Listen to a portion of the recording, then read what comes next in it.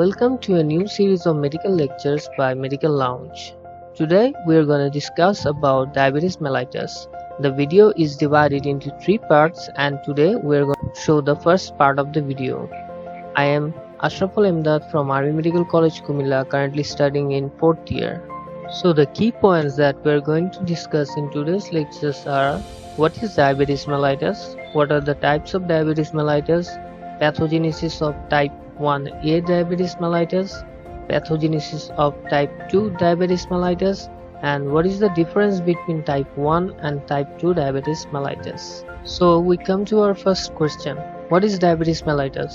অর্থাৎ diabetes mellitus টা কি? By its definition, diabetes mellitus is a clinical syndrome characterized by hyperglycemia due to absolute or relative deficiency of insulin or both. That is, defects in insulin secretion, action or both. অর্থাৎ diabetes mellitus হচ্ছে এমন একটি রোগ যেখানে হচ্ছে আমাদের hyperglycaemia থাকবে, যেটার কারণে ইনসুলিনের ডেফিসিয়েন্সি, যেটা পুরোপুরি হতে পারে বা কিছুটা হতে পারে অথবা দুটো একসাথে। এবং এখানে এই ডেফিসিয়েন্সিটা বোঝাতে শুধুমাত্র ইনসুলিন সিক্রেশনটা বোঝায়নি, তার সাথে ইনসুলিনের অ্যাকশন অথবা দুটোকেই বুঝিয়েছে। সো আমরা যদি আসি, ডায়াবেটিস শব্দটার অর্থ কি? ডায়াবেটিস একটা গ্রিক ওয়ার্ড যেটা মিনিং হচ্ছে সিফন। সিফন মানে হচ্ছে একটি পাইপ, আর মেলাইটাস অর্থ হচ্ছে মিষ্টি। তাহলে ডায়াবেটিস মেলাইটাসের অর্থ আসে যে ডায়াবেটিস মেলাইটাস অর্থ মিষ্টি ইউরিনেশন, মানে বেশি বেশি মিষ্টি ইউরিন পাস করবে। এখন আমরা যদি আসি যে ইনসুলিন জিনিসটা আসলে কি। ইনসুলিন হচ্ছে একটা প্যানক্রিয়াটিক হরমোন, যেটা আমাদের যে একটা গ্ল্যান্ড আছে যার নাম হচ্ছে প্যানক্রিয়াস, সেই গ্ল্যান্ডের একটা এন্ডোক্রাইন পার্ট আছে যেটার নাম হচ্ছে আইলেটস অফ ল্যাঙ্গারহ্যান্স, এবং সেখানে কিছু সেল আছে।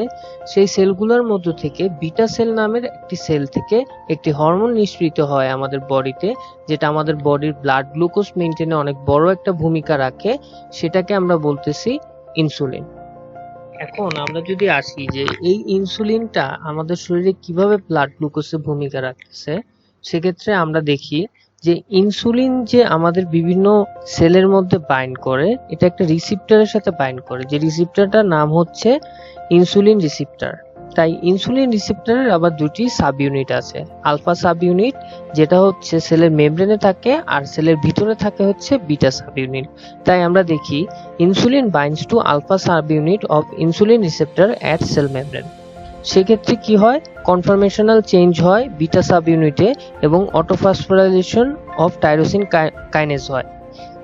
এখন এটার কারণে একটা সাবস্ট্রেট ফর্ম হয়, ইনসুলিনের সাথে রিসেপ্টরটা একসাথে মিলিত হয়, যেটাকে বলতেছে ইনসুলিন রিসেপ্টর সাবস্ট্রেট। এবং এই সাবস্ট্রেটটা কি করে, ফসফ্যাটাইডাল ইনোসিটোল 3 কাইনেজকে অ্যাক্টিভেট করে ফেলে, এবং এই অ্যাক্টিভেশনের কারণে GTB binding protein, rash complex এবং এমআইপি কাইনেজ অ্যাক্টিভেট হয়, যার কারণে আমাদের সেলের ভিতরে এক ধরনের গ্লুকোজ ট্রান্সপোর্টার থাকে, স্পেসিফিক্যালি গ্লুকোজ ট্রান্সপোর্টার 4, যেটা সেলের ভিতর থেকে মেমব্রেনে চলে আসে এবং সেই ট্রান্সপোর্টারের মাধ্যমে ব্লাডের মধ্যে যে গ্লুকোজগুলো আছে সেটা সেলের মধ্যে ঢুকে ব্লাড গ্লুকোজ লেভেলটা কমায়, সাথে গ্লাইকোজেন ফর্মেশনটা বাড়ায়, প্রোটিন সিনথেসিস বাড়ায়, লাইপোজেনেসিস বাড়িয়ে ব্লাড গ্লুকোজ মেইনটেনেন্সে ভূমিকা রাখছে।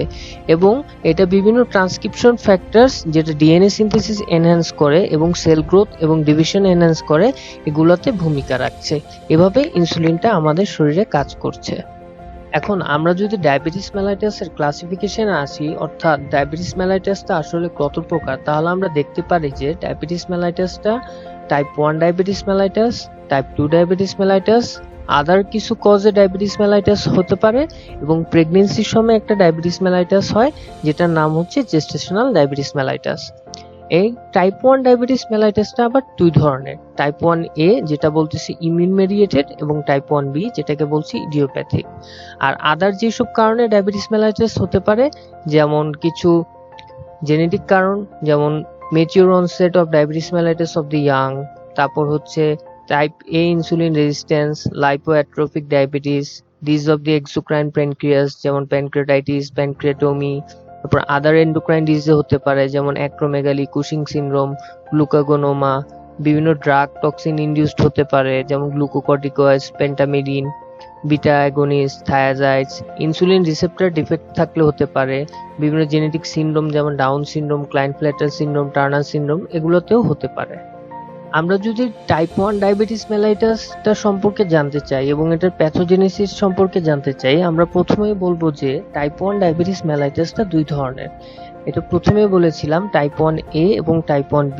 টাইপ 1A হয় মূলত একটা cell mediated auto immune destruction of the beta cells এর কারণে, আর টাইপ 2তে বিটা সেলগুলো ডিস্ট্রাকশন হয় আননোন একটা কজে। এখন আমরা যদি টাইপ 1A ডায়াবেটিস মেলাইটাস সম্পর্কে কিছু বলতে চাই, এই ক্ষেত্রে এটা হচ্ছে তখনই অ্যাপিয়ার করবে যখন 90% অথবা তার বেশি বিটা সেল প্যানক্রিয়াসে অলরেডি ডিস্ট্রয়েড হয়ে গেছে একটি অটোইমিউন প্রসেসে, এবং about 95% patient have HLA-DR3 and or DR4 association. তার মানে এখানে genetic susceptibility is must. Environmental event যেমন ভাইরাল ইনফেকশনের মাধ্যমে এই প্রসেসটা শুরু হয়। তারপরে কি হয়, একটা ইনফ্লামেটরি রেসপন্স হয় প্যানক্রিয়াসের ভিতরে, যে কারণে আমাদের যে বডিতে টি লিম্ফোসাইটগুলো আছে সেগুলো প্যানক্রিয়াসে ঢুকে ইনসুলাইটিস অথবা ইনসুলিনের একটি ইনফ্লামেশন তৈরি করে, যে কারণে আমাদের বডির ইমিউন সিস্টেমটা অ্যাক্টিভেট হয় এবং বিটা সেলগুলা আমাদের বডির নিজস্ব সেল না হয়ে রিকগনাইজ হয় ফরেন সেল হিসাবে। তখন কি হয়, আইলেট সেলের এগেনস্টে অ্যান্টিবডি ফর্ম হয় এবং এই বিটা সেলগুলাকে আমাদের বডির ইমিউন সিস্টেমের যে টি লিম্ফোসাইটগুলো আছে ওগুলা অ্যাটাক করে ডিস্ট্রয় করে দেয়। এভাবে আমরা টাইপ 1 ডায়াবেটিস মেলাইটাসের প্যাথোজেনেসিসটা দেখতে পারি। তাহলে ইন শর্ট যদি আমরা প্যাথোজেনেসিসটা বলতে চাই ফ্লোচার্ট আকারে, তাহলে প্রথমে হচ্ছে জেনেটিক সাসেপ্টেবিলিটি, তারপরে এনভায়রনমেন্টাল ইভেন্ট, ইনসুলাইটিস, তারপর হচ্ছে activation of autoimmunity, immune attack on beta cells, এবং এর মাধ্যমে ডায়াবেটিস মেলাইটাসটা হচ্ছে। টাইপ 2 ডায়াবেটিস মেলাইটাসের ক্ষেত্রে টাইপ 2 ডায়াবেটিস মেলাইটাসটা দুটি কারণে হচ্ছে। প্রথমটা হচ্ছে peripheral resistance to insulin action এবং inadequate secretory response by pancreatic beta cells. অর্থাৎ এখানে কি ইনসুলিনের যে অ্যাকশনটা আমাদের সেলের ভিতরে হয় ওটার ক্ষেত্রে একটা রেজিস্ট্যান্স তৈরি হচ্ছে এবং সিক্রেশনের ক্ষেত্রেও অ্যাডিকুয়েট ইনসুলিন সিক্রেশন হচ্ছে না। তাহলে এখানে কি হচ্ছে, ইনসুলিন রেজিস্ট্যান্স, যেখানে কি হয় আমাদের বডির পেরিফেরাল টিস্যুগুলো কি ইনসুলিনের এগেইনস্টে লেস রেসপন্ড করে। তারপর কি হয়, এই ক্ষেত্রে আমরা দেখতেছি যে টাইপ 2 ডায়াবেটিস মেলাইটাস বিটা সেলগুলো ইনট্যাক্ট থাকতেছে এবং আলফা সেলের পরিমাণ বাড়তেছে। এবং ইনসুলিন রেজিস্ট্যান্সটা কেন হচ্ছে, ইনসুলিন রেজিস্ট্যান্সটা কিছু কারণে হতে পারে, যেমন যদি ইনসুলিন মলিকুলটা যদি নর্মাল মলিকুলের মতো না হয়ে অ্যাবনর্মাল তৈরি হয়, অথবা ইনসুলিনের এগেইনস্টে যদি সার্কুলেটিং অ্যান্টাগনিস্ট থাকে, অথবা যেখানে ইনসুলিনটা কাজ করবে সেই টার্গেটে যদি ডিফেক্ট থাকে।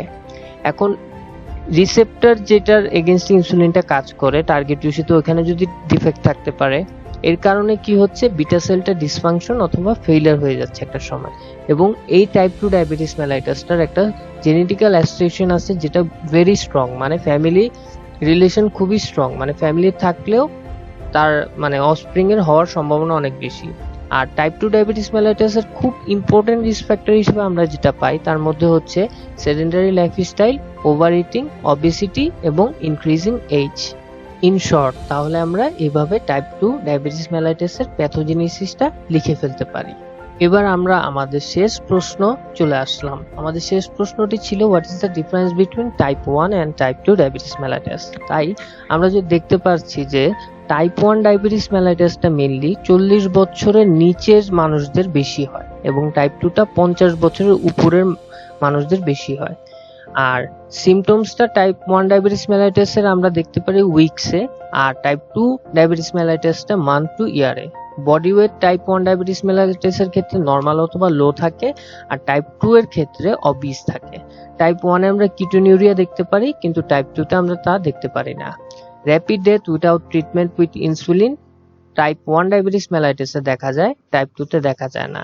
অটো অ্যান্টিবডিজ টাইপ 1 এ 80 to 90% কেসে পজিটিভ পাওয়া যায়, টাইপ 2 তে নেগেটিভ থাকে। ডায়াবেটিক কমপ্লিকেশনস ডায়াগনোসিসের সময় টাইপ 1 এ পাওয়া যায় না, টাইপ 2 তে 25% কেসে পাওয়া যেতে পারে। Family history of diabetes type 1 এর ক্ষেত্রে আনকমন আর টাইপ 2 এর ক্ষেত্রে কমন। আর আদার অটোইমিউন ডিজিজ টাইপ 1 এর ক্ষেত্রে অনেক কমন, টাইপ 2 এর ক্ষেত্রে আনকমন। তাই আজকে আমাদের লেকচারটা এখানেই শেষ হচ্ছে। সবাইকে ধৈর্য ধরে শোনার জন্য থ্যাংক ইউ। ভুল ত্রুটি ক্ষমা সুন্দর দৃষ্টিতে দেখবেন। আল্লাহ হাফেজ।